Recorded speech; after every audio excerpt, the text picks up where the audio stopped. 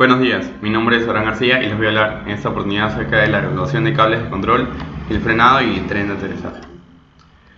Para comenzar, los cables de control tienen la función de poder permitir el movimiento de las superficies de control de vuelo, en este caso los alerones, el timón de profundidad y el timón de dirección, los cuales son las superficies de control primario. Hay una inspección según la circular de asesoramiento 4313B1B que nos indica que nosotros como técnicos de mantenimiento aeronáutico tenemos que pasar un trapo, en este caso cualquier trapo, ya sea algodón de tela, por encima de los cables para poder verificar si es que hay hebras partidas. Cuando hay una hebra partida, el trapo ya no se va a mover porque se va a atascar y nosotros vamos a saber que está partida. Estas hebras partidas, nosotros tenemos que tomar la acción de cambiar el cable por completo si es que se encuentra partida dentro de un área de fatiga, un área crítica de fatiga. Estas son áreas donde los cables sufren más, se doblan más, sufren más fricción, son más friccionados y por lo tanto se desgastan más. Otro de los motivos que por los que tenemos que hacer una inspección es verificar el desgaste de las poleas. Por ejemplo, en esta parte de acá, según la circular de asesoramiento, por tensión excesiva del cable, va a desgastar más la parte interna.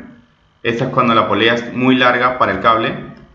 En este caso, si es de diámetros mayor, acá podemos ver frozen bearing. Eso sucede cuando ya no hay nada de lubricante en el interior del rodamiento de la polea, o en todo caso cuando la polea se ha atascado por suciedad o porque simplemente ya no se mueve por el desgaste y empieza a dañar la parte interna de la polea del cable que sí se está moviendo.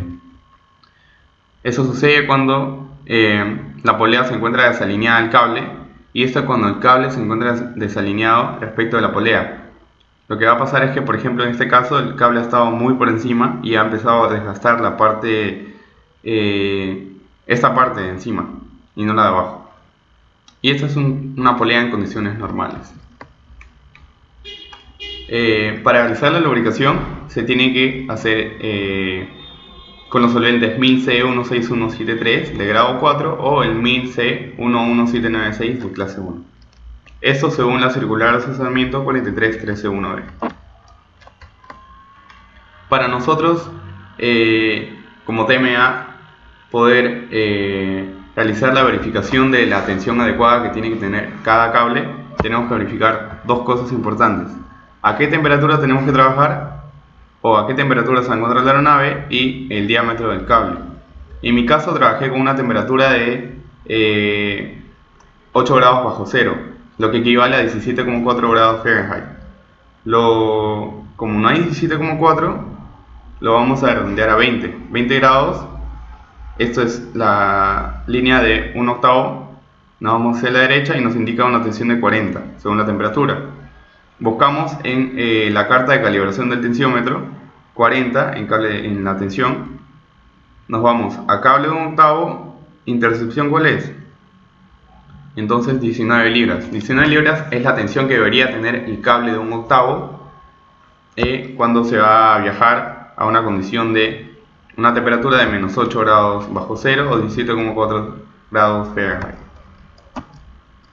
Para poder realizar nosotros el aumento o disminución de tensión, se debe realizar siempre los manuales. En este caso, según el manual del Piper PA30, los cables de control del alerón tienen que tener una tensión de 26 libras más o menos su 20%. Ese es el margen, en este caso 20% 5,2.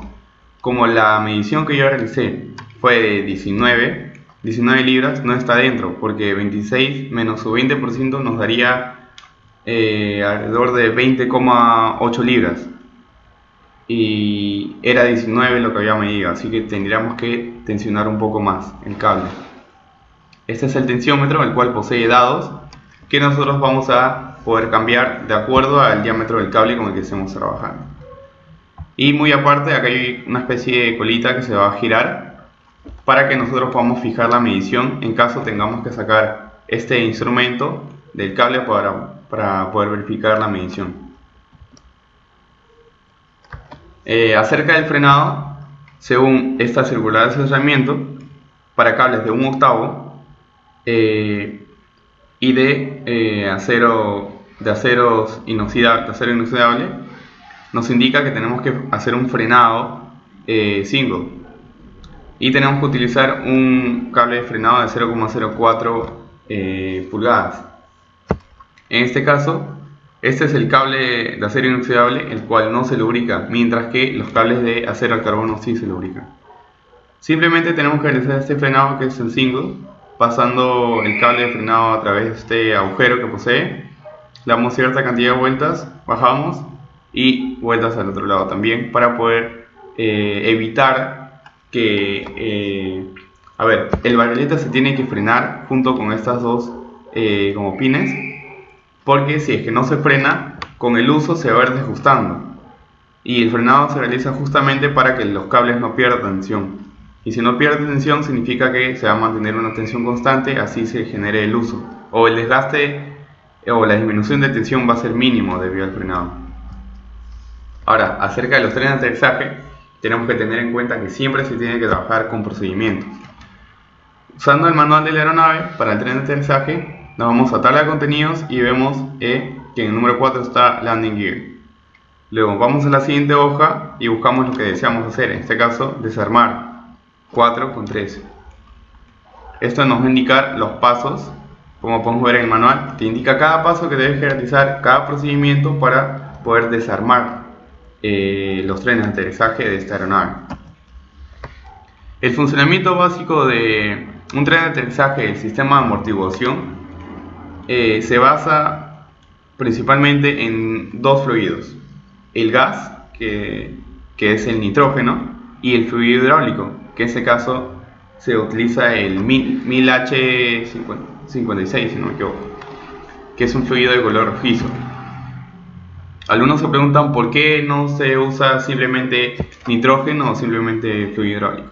Si fuera nitrógeno, como los gases son compresibles, cuando la aeronave aterrice, entonces se va a comprimir totalmente toda la parte interna del sistema de amortiguación y se va a partir por el peso.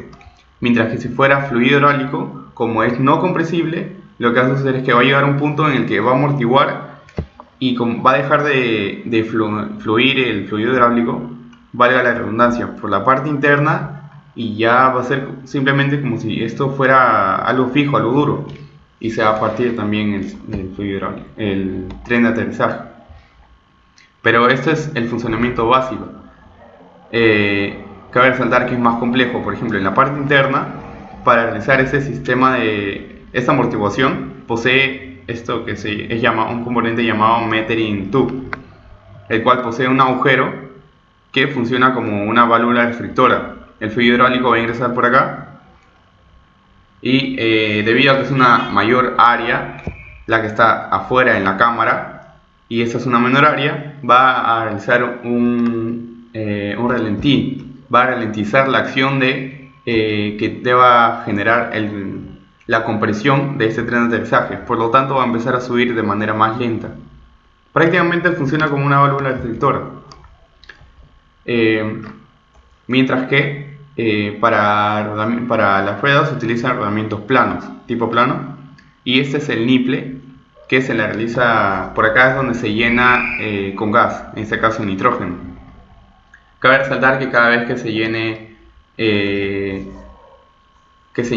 fluido el tren de aterrizaje, primero se debe llenar el fluido hidráulico con el tren totalmente retraído, y luego se va a extender el tren totalmente y recién se va a llenar con nitrógeno.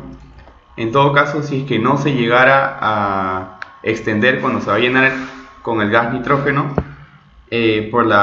como va a ser un gas altamente a gran presión, lo que va a hacer es que va a extender de manera brusca el tren de aterrizaje y lo va a terminar por partir o dañar.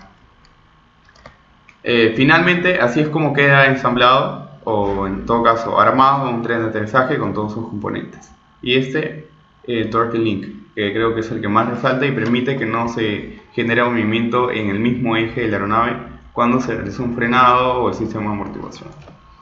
Bueno, ha sido todo por hoy. Espero que les haya gustado el video. Gracias.